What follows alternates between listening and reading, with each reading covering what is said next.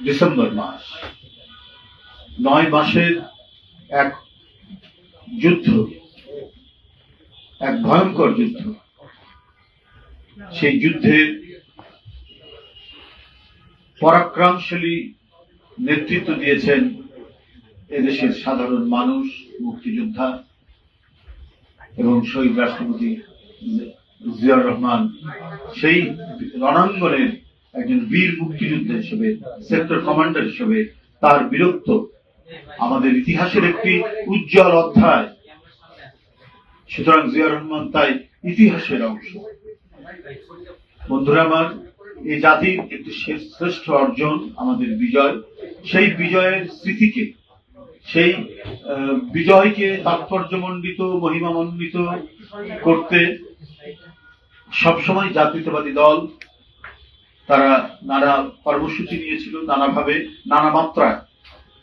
এবারও একটি ব্যতিক্রমধর্মী কর্মসূচি ছিল বিজয়ের মাসে বিজয়ের মশাল। আগামীকাল 1 ডিসেম্বর থেকে শুরু করে 16 ডিসেম্বর পক্ষকাল ব্যাপী 16 ডিসেম্বর পর্যন্ত আমাদের এই কর্মসূচিটি পালিত হতো। কিন্তু আপনারা জানেন, সেই মহান রাষ্ট্রনায়কের, তার সহধর্মিনী দেশনেত্রী বেগম খালেদা জিয়া, যিনি রাজনীতির হাল ধরার পর থেকে মানুষের কাছে যা অঙ্গীকার করেছেন সেটি বাস্তবায়ন করেছেন। সত্যের প্রতিনিধি, মানুষের কাছে অঙ্গীকার রক্ষার এক প্রতিনিধি, রাজনীতিকে কলুষমুক্ত করার এক অনন্য ব্যক্তিত্ব বেগম খালেদা জিয়া আজ এভার কেয়ার হাসপাতালে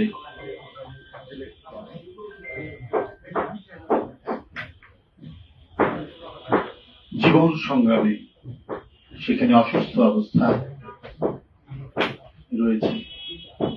বন্ধুরা আমার, তার এই গুরুতর অসুস্থ অবস্থায় আমরা এই কর্মসূচিটি স্থগিত রাখছি। আমরা সবাই আল্লাহর কাছে দোয়া করছি প্রতিনিয়ত, প্রতি মুহূর্ত। এদেশের শুধু বিএনপির নেতাকর্মীরাই নয়, বিএনপির কোন সংগঠন, অঙ্গ সংগঠন, সহযোগী সংগঠনরাই নয়, এদেশের অন্যান্য রাজনৈতিক দল, সাধারণ মানুষ উদ্বেগ, উৎকণ্ঠায় তারা আল্লাহর কাছে দোয়া করছেন আল্লাহ যেন দেশনেত্রীকে খুব তাড়াতাড়ি আরোগ্য করে, সুস্থ করে দেয়। তার এই সংকট, তার এই জীবনের এই সংকটের কারণেই আমাদের এই কর্মসূচিটি বিজয়ের মাসে বিজয়ের মশাল এটি স্থগিত করা হয়েছে। এবং এর বদলে আমাদের যে সারা দেশব্যাপী সাধারণ মানুষ যেভাবে দোয়া করছে এবং আমাদের বিভিন্ন ধরনের সংগঠন বা সমর্থক, তারাও আশু সুস্থতার জন্য দোয়া করবেন। আমি আজকে সর্বশেষ যতটুকু শুনেছি, তিনি তার শারীরিক অবস্থা অপরিবর্তিত রয়েছে এবং তার বিদেশ যাওয়ার ব্যাপারে তার মেডিকেল বোর্ড এখনো কোনো পরামর্শ দেননি। সেখানে চিকিৎসকরা তো কর্তব্যরত আছেনই, তার চিকিৎসকদের কাছ থেকেই আমি শুনেছি যে অবনতিশীল হয়নি, কিন্তু তাই বলে খুব একটা উন্নতি হয়েছে এরকমও আমরা খবর পাইনি। মানে তার শারীরিক অবস্থা অপরিবর্তিত রয়েছে।